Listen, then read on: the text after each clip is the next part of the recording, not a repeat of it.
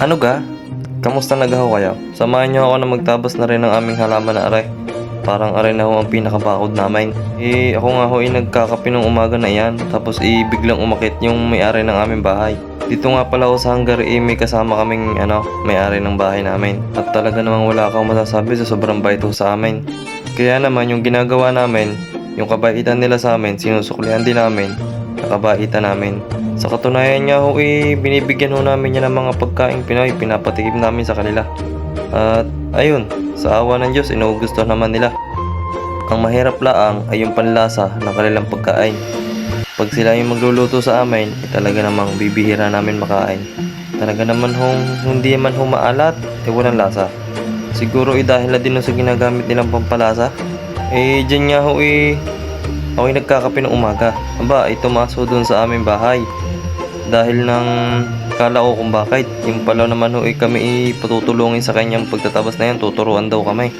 Bali, ang ginagawa nga namin pala para makausap namin siya, ginagamitan namin ng Google Translator kapag gusto namin makipag-usap sa kanya o kaya naman kung gusto niya kaming kausapin. Bale, mag-asawa nga pala sila at may edad na din, pero tingnan nyo naman at napakalakas pa. Sa tunay nga ho dyan, kapag nga gusto namin magwalis, ay ayaw nila. Mas gusto ho nila na sila yung gumagalaw. Parang pinaka-exercise na nila tuwing umaga. At ayan sa punto na yan, tinuruan na yung isa kong kasama. At tuwan-tuwa nga pala siya dyan. Talaga naman wala ho kaming masabi sa sobrang bait ho sa amin, sa aming mga Pinoy. At lagi nilang sinasabi sa amin na napaka-swerte daw nila kasi kami daw mga Pinoy ang nakatira sa kanilang bahay. Kasi sa tunay ay talaga naman sinusuklian namin ng kabaitan nila sa pamamagitan ng panatili ng malinis lagi ang kanilang bahay. Nang sa ganung paraan ay mas matuwa sila sa amin. At para na hindi na din kami paalisin dito sa aming accommodation. Dahil kalimitan kapag dito sa Hungary, ang mga Pinoy ay nalilipat ng mga accommodation. Dahil every month, every week meron bibisita sa amin ng mga coordinator namin o yung agency na may hawak sa amin dito kung napapanatili ba namin na malinis ang aming mga kwarto o yung aming bahay. Pag nakita nila na hindi naman ganon talaga kalinis o napapabayaan, minsan nililipat yung mga Pilipino ng ibang accommodation. Kaya ang ginagawa namin, nililinis namin lagi. Bale, dito nga pala sa amin, sa accommodation namin, yung ginawa namin para sa paglilinis, kada isang linggo mayroong nakatoka na siya talaga yung maglilinis sa linggo na yon. Kada kwarto, kasi ilang kwarto din naman at ilang bahay din yung aming accommodation. Bale, 3 bahay yan na magkakadikit at may iba't ibang kwarto.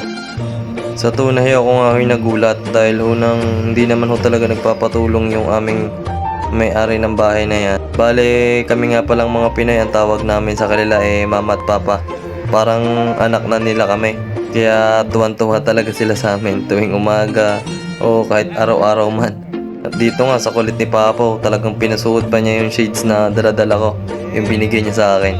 Ang kulit din niya niyan Isuot ko daw para sobrang init daw. Kita niya naman kung gaano kabait sa amin ito ni Papa.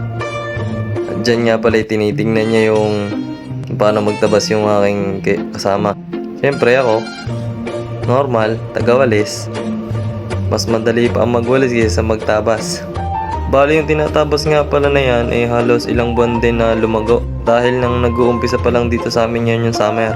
At noong winter at araw ng panahon ng yelo, ng snow, hindi naman yan nalago ng sobra kasi nga natutuyo yan. Kaya ngayon lang nagkamero ng pagkakataon si Mama at si Papa na tabasin yan. Dahil napakaganda na ng panahon ngayon dito sa Hungary. Ito nga yung mga panahon na tuwan-tuwa din yung mga lokal o yung mga Hungarian na ganitong summer kasi mas madami silang nagagawa at mas madami silang napupuntahan at na-enjoy nila yung araw. Normal din pala sa kanila yung pag maganda yung panahon ay meron silang ginagalaan, meron silang mga pinupuntahan na like beach, tapos mahilig din sila pumunta sa mga park at ang iba nagkakamping pa.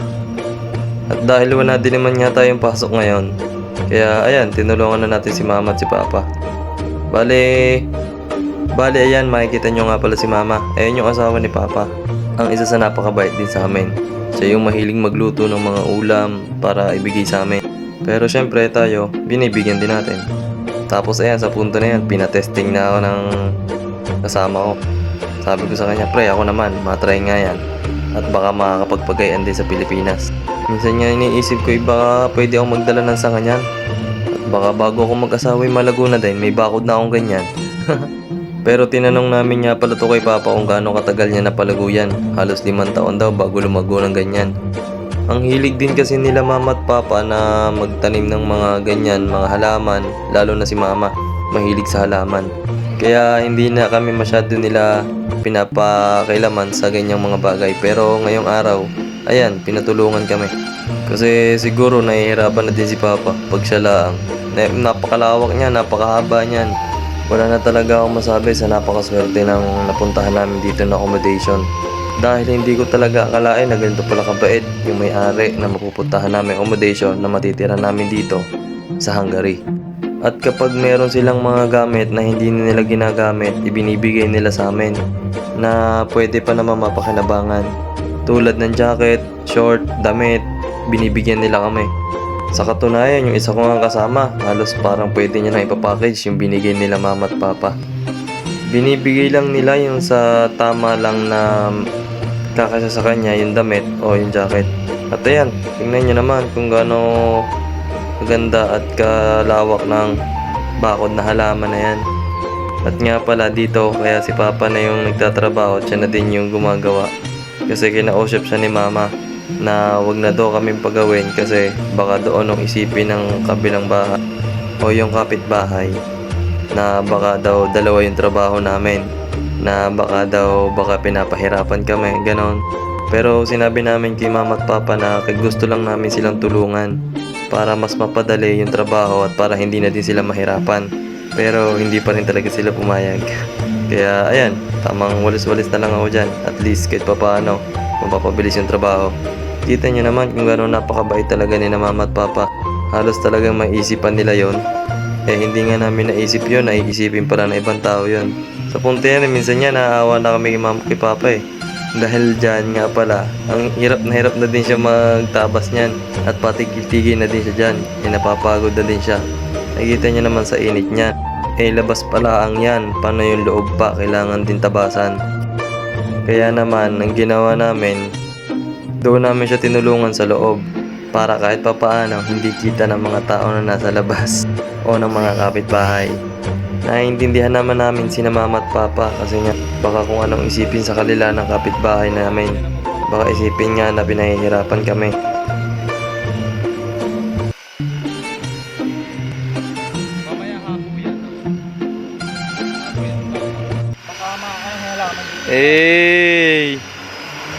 Malapit na sa Mauda 4-Face. Naglilinis na Pare, tupad. Naglilinis sa tupad. Naka-video. At sa punto na yan, nandyan na nga pala kami sa loob. Yan na yung tinatabasan ni Papa.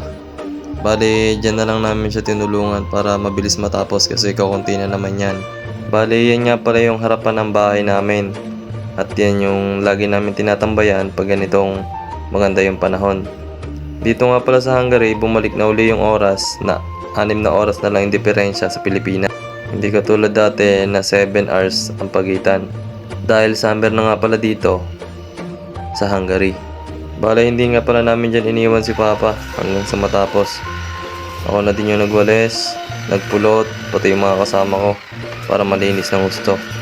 Kasi alam ko namang hindi kaya ni Papa mag-isa yan. Sabi ko talaga, pagod yan, ay may edad na din naman siya dahil kahit papaano sigurado namang may nararamdaman na din yan sa katawan. Kaya yan kami, hindi pa rin namin siya iniwan. Kasi minsan lang naman yan tinatabasan. Halos buwan din bago yan lumago. Tsaka mabilis lang din naman kasi meron naman siyang gamit na tools na pwedeng pantabas. Hindi katulad sa Pilipinas na mano-mano talaga. Yan nga pala yung tinabasa namin. Halos pantay na, tapos na. Kaya hanggang dito na muna yung vlog natin. Ingat kayo palagi at huwag niyo kakalimutan, trust the process.